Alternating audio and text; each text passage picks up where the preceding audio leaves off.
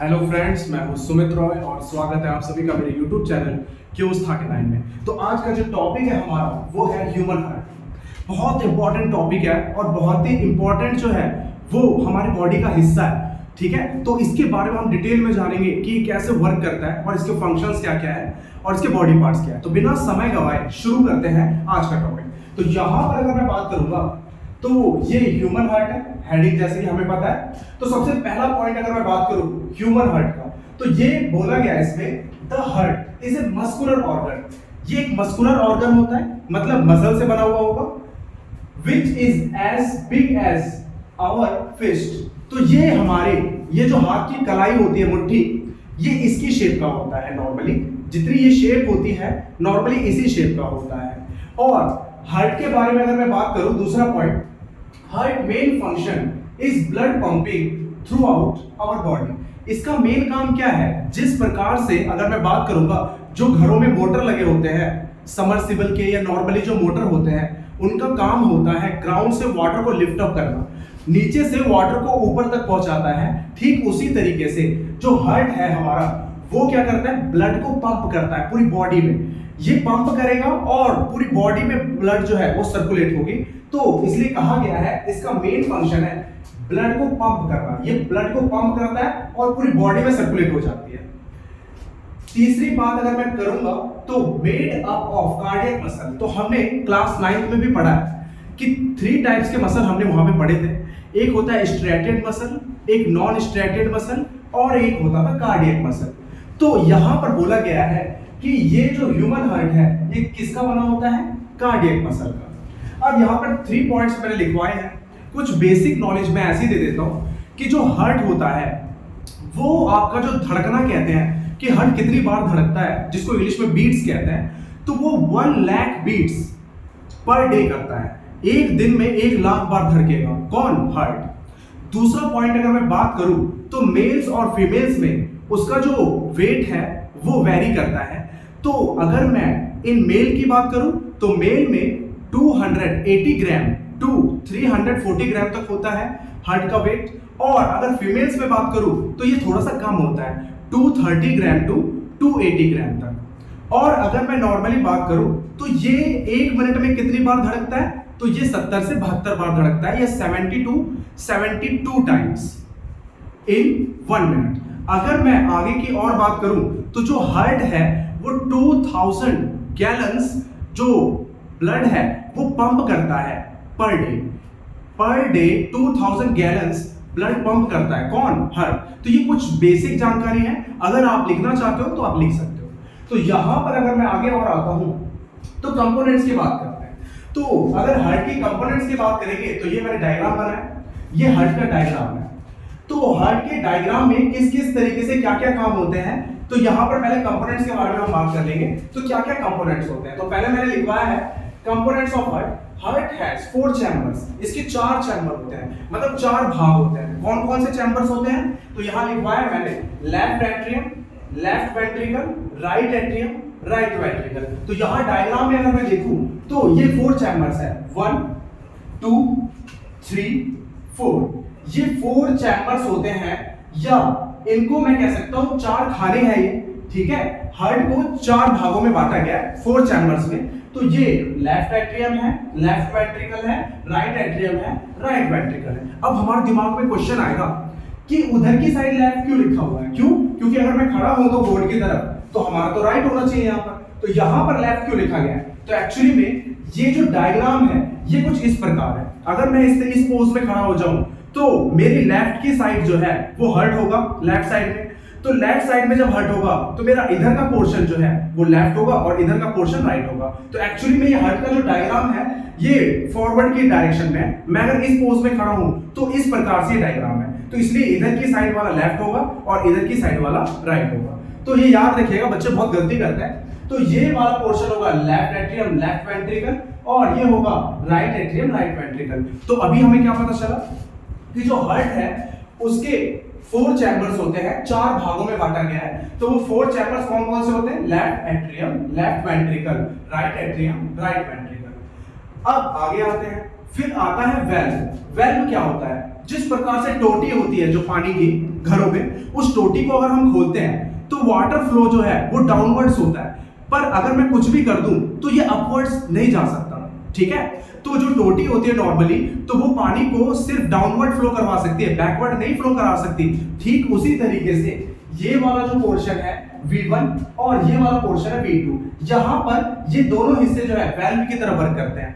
अगर ब्लड आना होगा, ये एरो से मैंने दिखाया, ब्लड यहां से इस साइड आएगा, लेफ्ट एट्रियम से लेफ्ट वेंट्रिकल। तो जब ब्लड फ्लो होगा डाउनवर्ड डायरेक्शन में, तो ये वाल्व ये तय करता है कि बैकवर्ड फ्लो ना हो।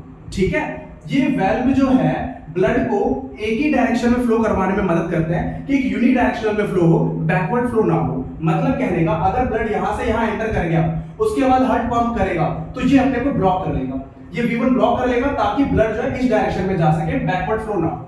ठीक उसी तरीके से जब ब्लड यहां से राइट आर्टरियम से राइट वेंट्रिकल में प्रवेश करेगा या एंटर करेगा, तो जब ये एंटर कर जाएगा उसके बाद ये पंप करेगा तो ये ब्लॉक कर देगा अपने आप को। तो कुल मिलाकर के वाल्व क्या होते हैं, यूनि डायरेक्शन में ब्लड को फ्लो कराते हैं, बैकवर्ड फ्लो को वो रोकते हैं। तो यहां पे लिखवाया है मैंने, वाल्व यहां पर V1 V2 है और prevent the backward flow of blood into atrium when the ventricles contract. तो ये जब वेंट्रिकल, ये नीचे वाले हिस्से जब कॉन्ट्रैक्ट करते हैं, सिकुड़ते हैं, तो बैकवर्ड फ्लो ना हो जाए, वापस ब्लड ना चला जाए, क्योंकि ब्लड तो नीचे आ रहा है, वापस नहीं जाना चाहिए। तो ऐसे ये नीचे आ रहा है, वापस नहीं जाना चाहिए, तो वाल्व क्या करता है, यूनिट डायरेक्शन में ब्लड फ्लो हो, इसको मेंटेन करके रखता है। अगला आता है pericardium, protects the muscular part. Actually में इस डायग्राम में नहीं है ये, ठीक है, ये एनसीईआरटी का डायग्राम है। तो पेरिकार्डियम क्या होता है, जो पेरिकार्डियम होता है, ये जो मस्कुलर पार्ट होता है हार्ट का, उसके ऊपर एक लेयर होती है जिसको हम क्या कहते हैं, पेरिकार्डियम। ये प्रोटेक्ट करता है किसको, मस्कुलर पार्ट को। उसके मस्कुलर जो पार्ट है हार्ट का, उसको क्या करेगा, ये प्रोटेक्ट करेगा। अगला आता है सेप्टम। सेप्टम क्या है, तो इस डायग्राम में अगर मैं देखूं तो ये बीच की जो ये डिवाइजर है, मतलब कि आपका जो बीच की जो लेयर है, ये जो दो भागों में सेपरेट करती है, लेफ्ट वाले पार्ट को अलग करती है और राइट वाला। तो इस वाली लाइन से उधर की side left atrium left ventricle होगा, और इस सेप्टम से इधर की साइड जो होगा वो होगा आपका राइट एट्रियम राइट वेंट्रिकल। तो सेप्टम जो है वो इन दोनों को डिवाइड करके रखता है। तो अभी हम थोड़ी देर में इसकी वर्किंग भी पढ़ेंगे कि हार्ट वर्क कैसे करता है। तो वहां हमें पता चलेगा कि लेफ्ट एट्रियम और लेफ्ट वेंट्रिकल में ऑक्सीजनेटेड ब्लड होता है, मतलब ऑक्सीजन वाला ब्लड होता है, और इधर की साइड आपका राइट एट्रियम और राइट वेंट्रिकल में कौन सा ब्लड होता है, डीऑक्सीजनेटेड ब्लड, मींस CO2 वाला ब्लड। तो इस हिस्से में होगा ऑक्सीजनेटेड ब्लड, ऑक्सीजन वाला ब्लड, और इस हिस्से में होता है डीऑक्सीजनेटेड ब्लड। ये कैसे होता है तो वर्किंग में समझेंगे। तो ऑक्सीजनेटेड ब्लड और डीऑक्सीजनेटेड ब्लड, इन दोनों को सेपरेट करके रखता है कौन, सेप्टम। तो सेप्टम का क्या काम है, सेप्टम का काम है ऑक्सीजनेटेड ब्लड और डीऑक्सीजनेटेड ब्लड को अलग अलग करके रखे, इनको मिक्स ना होने दे। ठीक है, तो यहां मैंने लिखवाया है सेप्टम प्रिवेंट, रोकता है mixing of oxygenated blood and deoxygenated blood, ensuring efficient circulation, ताकि जो ब्लड का सर्कुलेशन प्रॉपर तरीके से हो सके, ठीक है, एफिशिएंट तरीके से हो सके। तो ऑक्सीजनेटेड ब्लड वाले कंपार्ट को और डीऑक्सीजनेटेड वाले कंपार्ट को, ब्लड के, उनको कौन मिलने से रोकता है, सेप्टम। तो अब हम आगे आएंगे इसके अब बात करेंगे हम ह्यूमन हार्ट के वर्किंग के बारे में कि वर्क कैसे करता है ह्यूमन हार्ट। तो ह्यूमन हार्ट के बारे में हमने आपको पहले बता दिया था कि पीछे मैंने इसके कंपोनेंट्स बताए थे आपको कि हार्ट में क्या क्या कंपोनेंट होते हैं। तो 4 चैम्बर्स होते हैं।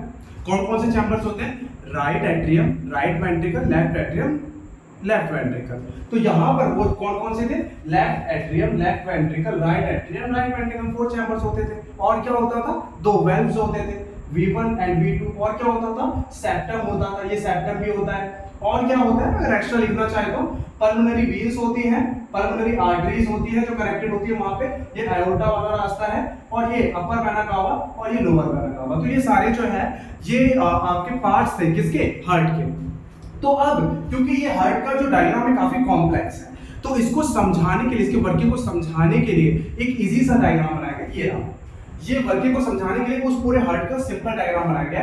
तो ये है left atrium, left ventricle, right atrium, right ventricle, बीच पे सेप्टम है, और ये सारा का सारा जो डायग्राम है ये क्या बनाएगा, हार्ट। अब हमें एक चीज पता है कि जो हार्ट है उसमें 2 एट्रियम होते हैं, 2 वेंट्रिकल होते हैं। तो दो एट्रियम होते हैं, वो होता है left atrium right atrium, left ventricle right ventricle. तो एक मैं इंपॉर्टेंट चीज बताता हूँ कि ये दोनों एट्रियम जो है ना वो एक साथ कॉन्ट्रैक्ट करते हैं और एक साथ रिलैक्स मोड में आते हैं। और इसी तरीके से जो आपका नीचे का दोनों वेंट्रिकल होगा ये भी एक साथ कॉन्ट्रैक्ट करेंगे फिर रिलैक्स मोड में आएंगे। पर ये जो है ना ये कॉन्सेक्यूटिव टाइप में होता है, मतलब कि जब आपका ये दोनों रिलैक्स करेंगे तो ये दोनों कॉन्ट्रैक्ट करेंगे साथ साथ, और जब ये दोनों साथ साथ कॉन्ट्रैक्ट करेंगे तो ये दोनों रिलैक्स करेंगे। एक के बाद एक प्रोसेस ये होता रहता है। तो अब अगर मैं बात करूंगा तो हमें पता है कि हम जो इनहेल करते हैं बाहर से एयर, तो उसमें जो हमारा जो है मेन कंपोनेंट जो है यूज के लिए, बॉडी के यूज के लिए, वो क्या एंटर करते हैं हम? ऑक्सीजन। तो जब हम इनहेल करते हैं तो ऑक्सीजन एंटर कर जाता है, एंटर करके वो कहां पहुंचता है? लंग्स में पहुंचता है वो। तो यहां पर ये लंग्स में मान लीजिए ऑक्सीजन आ चुका है। अब लंग्स से ये हार्ट में, कौन से हिस्से में हार्ट के? लेफ्ट एट्रियम में ब्लड के साथ ऑक्सीजन को सप्लाई किया जाएगा। तो नॉर्मली कह सकता हूं कि लंग्स से आपका ऑक्सीजनेटेड ब्लड, ऑक्सीजन वाला ब्लड, वो लंग्स से लेकर के हार्ट के लेफ्ट एट्रियम तक कौन सी ब्लड वेसल पहुंचाएगी, कौन सी नसें पहुंचाएंगी? तो पल्मोनरी वेन। तो पल्मोनरी वेन वो ब्लड वेसल है जो लंग्स से ऑक्सीजनेटेड ब्लड को कहां पहुंचाती है? लेफ्ट एट्रियम में। तो लेफ्ट एट्रियम जब फिल हो जाएगा तो उसके बाद ये वेल्व ओपन हो जाता है। ये वेल्व ओपन होता है तो ये सारा ब्लड जो है लेफ्ट एट्रियम से कहां आ जाता है? Left ventricle. जब सारा ब्लड यहां फ्लो हो जाएगा तो ये जो वेल्व है V1 ये क्लोज हो जाएगा। अब ये तेजी से पंप करेगा, बहुत तेजी से। क्यों करेगा? लेफ्ट वेंट्रिकल बहुत ही पावरफुल तरीके से जो है पंप करता है। क्यों? क्योंकि ब्लड को पूरे बॉडी में पहुंचाना होता है। तो हमारे हार्ट जो है बहुत तेजी से जब पंप करेगा तो वो कौन सा हिस्सा करता है? Left ventricle. क्यों? क्योंकि यहां से ब्लड को एओर्टा के रास्ते पूरे शरीर में पहुंचाना होता है, तो इसलिए बहुत तेजी से पंप करेगा। तो हाईली पंप करेगा, ये वेल्व क्लोज होगी, सारा का सारा ब्लड जो है वो बॉडी के ऑर्गन्स में पहुंच जाएगा। तो बॉडी के हर एक हिस्से में जो है ब्लड पहुंचा दिया जाता है। कौन सा वाला? ऑक्सीजनेटेड वाला। वो लेफ्ट वेंट्रिकल से पहुंचता है बॉडी ऑर्गन्स में। तो वो किसके थ्रू पहुंचता है? Main artery. मेन आर्टरी कौन सी होती है? आयोर्टा। तो बड़ा सिंपल है कि जो ऑक्सीजनेटेड वाला ब्लड, ऑक्सीजनेटेड ब्लड जो लेकर के जाती है वो यहां लेफ्ट वेंट्रिकल से बॉडी ऑर्गन्स में, वो कौन से? आयोर्टा। तो अभी आपको ये कंफ्यूजन हो सकती है कि आर्टरीज आ रहा है, एक बार वीन्स आ रहा है, ये सब क्या है? ये ब्लड वेसल कह रहे हैं हम। तो यहां पर मैं आपको बता दूं तो जो ब्लड वेसल होता है, ब्लड वेसल, ये नॉर्मली 3 टाइप्स के, मतलब कि हम स्टडी करते हैं। एक होता है आर्टरीज और एक होता है वीन्स और एक होता है आपका कैपिलरीज। तो आपकी बेसिकली 3 टाइप की हम जो है ब्लड वेसल को स्टडी करते हैं, आर्टरीज, वीन्स और कैपिलरीज। ठीक है। आर्टरीज क्या होती है? जिनमें ऑक्सीजनेटेड ब्लड होता है नॉर्मली। तो आर्टरीज वो वाली ब्लड वेसल होती है बॉडी में जिनके अंदर क्या होता है? Oxygenated blood. ठीक है। और वीन्स क्या होता है? वो नसें होती हैं या वो ब्लड वेसल होता है जिसमें क्या होता है? Deoxygenated blood. और इन दोनों को आपस में कनेक्ट करती है, उन्हें क्या कहते हैं? कैपिलरीज। ये सबसे पतली नसें होती हैं, सबसे थिन होती है। ठीक है। तो यहां पर अगर मैं आर्टरीज की बात करूं तो इसमें सबसे मेन आर्टरी जो होगी, सबसे मेन आर्टरी का कहने का मतलब है मेन आर्टरी जो होती है उसको कहते हैं आयोर्टा। अब इससे छोटी छोटी बहुत सारी आर्टरी जो है डिस्ट्रीब्यूट हो जाती है और फिर आगे जाकर के ये और ज्यादा थिन वेसल्स में बढ़ जाती है, कैपिलरीज में। तो बेसिकली अगर मैं बात करूंगा तो लेफ्ट वेंट्रिकल जब पंप करेगा तो ब्लड जो आएगा वो पहले मेन आर्टरी में आएगा जिसको क्या कहते हैं? आयोर्टा। फिर ये छोटे छोटे और आर्टरीज में डिस्ट्रीब्यूट हो जाएंगे, फिर वो आगे जा करके और ज्यादा बिल्कुल थिन जो है आपके किस में बढ़ जाएंगे? कैपिलरीज में। तो कैपिलरीज के साथ कहां एंटर कर जाता है? बॉडी ऑर्गन्स में। तो वो कैपिलरीज काफी ज्यादा मतलब कि पतली होती है, काफी थिन होती है, वो 1 सेल थिक हो सकती है मतलब। तो हमारी बॉडी में जितने भी ब्लड वेसल हैं उनके पास कहीं ना कहीं कोई ना कोई कैपिलरीज पहुंच जाती है मतलब, है ना। तो अब यहां से ऑक्सीजन जो है, ऑक्सीजनेटेड ब्लड मेन आर्टरी के आयोर्टा में आएगा, फिर और बाकी सारे आर्टरीज में आएगा, फिर उससे और कैपिलरीज में आएगा, कैपिलरीज से पूरी बॉडी में पहुंचा दिया जाएगा, एक्सेप्ट किसके? लंग्स को छोड़ करके। बाकी सभी बॉडी ऑर्गन्स में पहुंचा दिया जाता है क्योंकि लंग्स तो ऊपर है। तो यहां पर सारे बॉडी ऑर्गन्स में जब आ जाएगा ऑक्सीजनेटेड ब्लड, तो ऑक्सीजनेटेड ब्लड जब यहां पर पहुंचा दिया जाएगा तो उसके बाद हमारा एक फंक्शन होता है रेस्पिरेशन का। रेस्पिरेशन का क्या होता है कि जो ऑक्सीजन है ये ग्लूकोज के साथ जुड़ करके हमें क्या प्रोवाइड करता है, मैं नॉर्मल लिख रहा हूँ, ये पूरा फॉर्मूला नहीं लिख रहा, नॉर्मली अगर मैं ऐसे फंडामेंटली समझाऊं तो ग्लूकोज जो हमने खाना खाया है उससे मिलता है, और ऑक्सीजन जो हमने इनहेल करा है वो पहुंचा दिया जाएगा हार्ट से। ये दोनों मिलकर के CO2 बनाती है और साथ में क्या प्रोवाइड करती है, एनर्जी। तो जब लेफ्ट वेंट्रिकल से oxygenated blood main artery iota के थ्रू और आर्टरीज स्मॉलेस्ट आर्टरीज में पहुंचा दिया जाएगा, फिर उसके थ्रू कैपिलरीज में, कैपिलरीज से बॉडी ऑर्गन्स में, तो बॉडी ऑर्गन्स पे जाकर के ग्लूकोज के साथ ऑक्सीजन रिएक्शन करके क्या प्रोवाइड करेगा, एनर्जी, और साथ में O2 को किसमें चेंज कर देगा, CO2 में। तो बॉडी ऑर्गन्स में ऑक्सीजनेटेड ब्लड जाकर के एनर्जी बना करके किसमें चेंज हो जाता है, किसमें कन्वर्ट हो जाता है, CO2 वाले ब्लड में, जिसको हम क्या कहते हैं, डीऑक्सीजनेटेड ब्लड। तो यहां पर पहुंच करके डीऑक्सीजनेटेड ब्लड में चेंज हो चुका होगा और एनर्जी बन चुकी होगी। फिर बॉडी ऑर्गन से सारा कलेक्ट करेगा, ये तो डिस्ट्रीब्यूटिंग वेसल है। आर्टरीज क्या कर रही है कि हार्ट से सारा ब्लड बॉडी में डिस्ट्रीब्यूट करती है, फिर कलेक्ट कौन करता है, कलेक्ट करती है वीन्स, ठीक है। तो वीन्स जो है बॉडी में से अब सारा का सारा जो है O2 से CO2 में बदल गया, तो CO2 वाले ब्लड को कलेक्ट करेंगे, कलेक्ट करके छोटी छोटी वीन्स जो है कैपिलरीज में से ये सारा का सारा एक मेन वीन में भेज देती है, जिसको क्या कहते हैं, वेना कावा। वेना कावा का मतलब है सभी वीन्स में जो सबसे मतलब कि आपका मेन वाला होगा तो वो कौन सा होगा, वेना कावा। तो इसमें कौन सा होगा, डीऑक्सीजनेटेड ब्लड। अब इसमें से डीऑक्सीजनेटेड ब्लड जो है वो हार्ट के किस चैम्बर में डाल दिया जाएगा, राइट एट्रियम में डाल दिया जाएगा। तो राइट एट्रियम में डाल दिया जाएगा, तो उसके बाद ये जब फिल हो जाएगा तो ये वेल्व V2 ओपन होगी, सारा ब्लड किस में आ जाएगा, राइट वेंट्रिकल में। अब यहां से जो हार्ट है ना धीरे से पंप करता है, क्यों, क्योंकि यहां से ब्लड हमें बस लंग्स तक पहुंचाना है, पूरी बॉडी में तो पहुंचाना नहीं है। लेफ्ट वेंट्रिकल बहुत पावरफुली पंप करता है, पर राइट वेंट्रिकल धीरे से पंप करता है, क्यों, क्योंकि इसको कहां पहुंचाना है, लंग्स में। तो धीरे से पंप करेगा और सारा ब्लड कहां पहुंचा दिया जाएगा, लंग्स में। अब क्योंकि ये डीऑक्सीजनेटेड ब्लड है, तो हम कह सकते हैं कि राइट वेंट्रिकल से लंग्स में जो आपका डीऑक्सीजनेटेड ब्लड लेकर जाती है उस वीन का क्या नाम है, पल्मोनरी आर्टरी। तो पल्मोनरी आर्टरी डीऑक्सीजनेटेड ब्लड को राइट वेंट्रिकल से कहां लेके जाती है, लंग्स में। फिर लंग्स क्या छोड़ देता है, फिर ये CO2 छोड़ देता है, फिर क्या ले लेता है, O2, और यही प्रोसेस बार बार रिपीट होता रहता है। तो बड़ा सिंपल था यहाँ पर एक चीज मैं इंपॉर्टेंट और नोट करने वाले अगर आपको बात बताऊं, जो क्वेश्चन आता ही आता है एग्जाम में, काफी कंफ्यूज हो जाते हैं बच्चे। तो यहाँ पर मैंने आपको बताया आर्टरीज जो होती हैं वो ऑक्सीजनेटेड मतलब वाला ब्लड कंटेन करती है, बस एक एक्सेप्शन है इसमें। एक एक्सेप्शन क्या है यहाँ पर, पल्मोनरी आर्टरी ये इकलौती ऐसी आर्टरी है जिसमें क्या होता है, डीऑक्सीजनेटेड ब्लड। बाकी बॉडी के सभी आर्टरीज में क्या होता है, oxygenated blood. Same pulmonary vein इकलौती ऐसी ब्लड वेसल है जिसमें ऑक्सीजनेटेड ब्लड होता है, बाकी सभी में क्या होता है, डीऑक्सीजनेटेड ब्लड। मतलब ये है कि आर्टरीज जो है होती है ना, ये ऑक्सीजनेटेड ब्लड रखती है, ठीक है। एक्सेप्शन है इसमें, एक्सेप्शन क्या है, किसको छोड़ करके, पल्मोनरी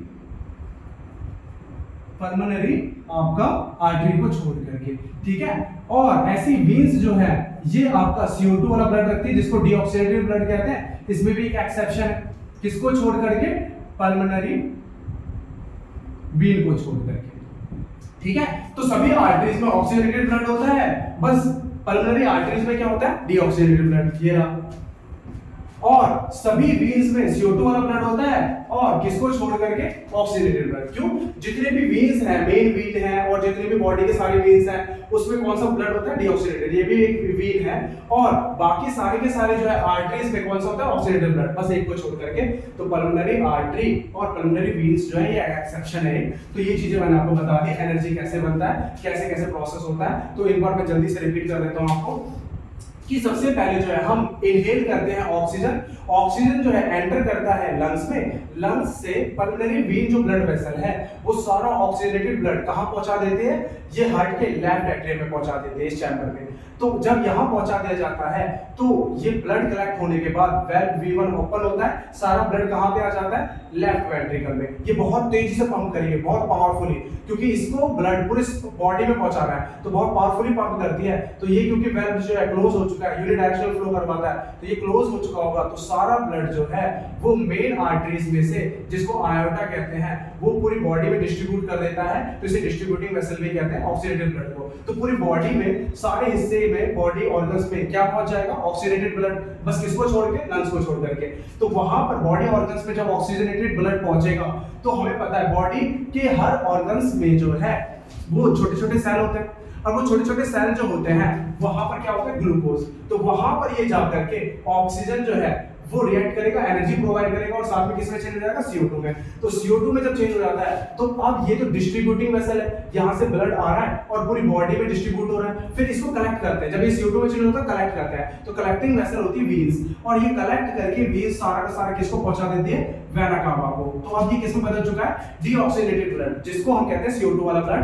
अब ये सारा डीऑक्सीनेटेड ब्लड हार्ट के किस चैम्बर में आया था, राइट एट्रियम में। तो राइट एट्रियम से ये आपका वेल्व के थ्रू किसमें आ जाएगा, राइट वेंट्रिकल में, फिर ये वेल्व क्लोज हो जाएगी। ये धीरे से पंप करेगा, क्यों, क्योंकि अब ब्लड जो है वो कहां पहुंचा है, लंग्स में। तो धीरे से पंप करेगा, ये सारा डीऑक्सीनेटेड ब्लड लंग्स में पहुंच जाएगा, किस ब्लड वेसल के थ्रू, ये पल्मोनरी आर्टरी के थ्रू। दो एक्सेप्शन होते हैं, पल्मोनरी आर्टरीज जो है वो डीऑक्सीनेटेड ब्लड कंटेन करती है और बाकी सभी आर्टरीज क्या कंटेन करती है, ऑक्सीजनेटेड ब्लड। और pulmonary vein oxygenated blood contain करती है, बाकी सारी के सारी वेन क्या करती है, डीऑक्सीनेटेड ब्लड। तो ये सारा का सारा वर्क फंक्शन था, हमें समझ में आ गया। फिर ये लंग CO2 छोड़ देता है, फिर ऑक्सीजन लेता है और यही सिस्टम बार-बार सर्कुलेट होता रहता है।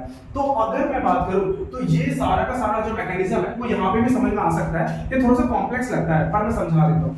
ये आपका जो है यहाँ पर, ये मैं इधर ऐसी समझाने के लिए यहाँ पर मैं क्या एज्यूम कर लेता हूँ, लंग्स। मैं यहाँ पे मान लेता हूँ ये लंग्स है हमारी, और लंग्स से जो है ऑक्सीजन वाला ब्लड जो है वो एंटर करेगा किसमें, पल्मोनरी वेन में। तो ये ऑक्सीजनेटेड ब्लड जो है लंग्स से एंटर करेगा पल्मोनरी वेन में, पल्मोनरी वेन से किसमें आ जाएगा, लेफ्ट एट्रियम में, लेफ्ट एट्रियम से वेल्व V1 के थ्रू किसमें आ जाएगा, लेफ्ट वेंट्रिकल में। बहुत तेजी से पंप करेगा ये, और स्ट्रांगली पंप करने के बाद सारा का सारा, अब क्योंकि क्लोज हो चुका है, सारा ब्लड ये देखिए ये इस रास्ते से होकर के मेन आयोटा में आएगा, और मेन आयोटा में आने के बाद ये पूरी बॉडी में डिस्ट्रीब्यूट हो जाएगा, और पूरी बॉडी में डिस्ट्रीब्यूट होने के बाद ये आपका जो है पूरी बॉडी में यूज कर लिया जाएगा, और पूरी बॉडी में यूज करने के बाद ये आपका फिर ये वापस पहुंचा दिया जाता है, और फिर ये एंटर किसके थ्रू करता है, ये दो वाले हिस्से में एंटर करता है। एक होता है लोअर वेना कावा और एक होता है अपर वेना कावा। तो यहाँ पर मैंने आपको दोबारा बता देता हूँ, लंग्स ये एज्यूम कर लिया मैंने, ऊपर लंग्स है, लंग्स से ऑक्सीजनेटेड ब्लड आया और ये पल्मोनरी वेन से कहां एंटर कर गया, लेफ्ट एट्रियम में, लेफ्ट एट्रियम से फिर कहां पे आ जाएगा, लेफ्ट वेंट्रिकल में। बहुत तेजी से पंप करेगा, ब्लड सारा का सारा आयोटा से होता हुआ फुल बॉडी में डिस्ट्रीब्यूट हो जाएगा, डिस्ट्रीब्यूटिंग वेसल कहते हैं आर्टरीज को, और ये पूरी बॉडी जो है वो एनर्जी बनाएगी, ग्लूकोज होगा पूरी बॉडी में, हर एक सेल के पास, ये ऑक्सीजन जो आया है उसके साथ रिएक्ट करके एनर्जी बनाएगी और किस में कन्वर्ट कर देगी, CO2 में। तो जब CO2 में कन्वर्ट हो जाएगा तो पूरी बॉडी में से CO2 वाला जो ब्लड है वो सारा का सारा वापस एंटर करेगा हार्ट में। तो हार्ट में जब एंटर करता है तो किससे एंटर करता है, वेना कावा से, पीछे भी बताया। पर यहाँ दो वेना कावा है, एक लोअर बॉडी से आएगा, हार्ट के नीचे वाले हिस्से से ब्लड आएगा इसके थ्रू, और हार्ट के ऊपर वाले हिस्से से आएगा इसके थ्रू। तो वेना कावा से CO2 वाला ब्लड किसमें आ जाएगा, ये आ जाएगा आपका इस वाले चैम्बर में, जिसको कहते हैं हम राइट एट्रियम। राइट एट्रियम से राइट वेंट्रिकल में ये स्लोली पंप करेगा, फिर ये दो रास्ते के थ्रू, एक इधर की साइड और एक इधर की साइड, ये फिर किसमें चला जाएगा, लंग्स में। लंग्स CO2 छोड़ेगी फिर O2, यही प्रोसेस इसमें भी चलता है। थोड़ा कॉम्प्लेक्स है डायग्राम, पर हम इसमें भी समझा सकते हैं। तो ये वीडियो जो है ये आपका था ह्यूमन हार्ट के बारे में। तो कैसा लगा आपको ये वीडियो, और अगर आपको ये वीडियो पसंद आया तो प्लीज लाइक और सब्सक्राइब करें मेरे चैनल को, ठीक है। Thank you so much.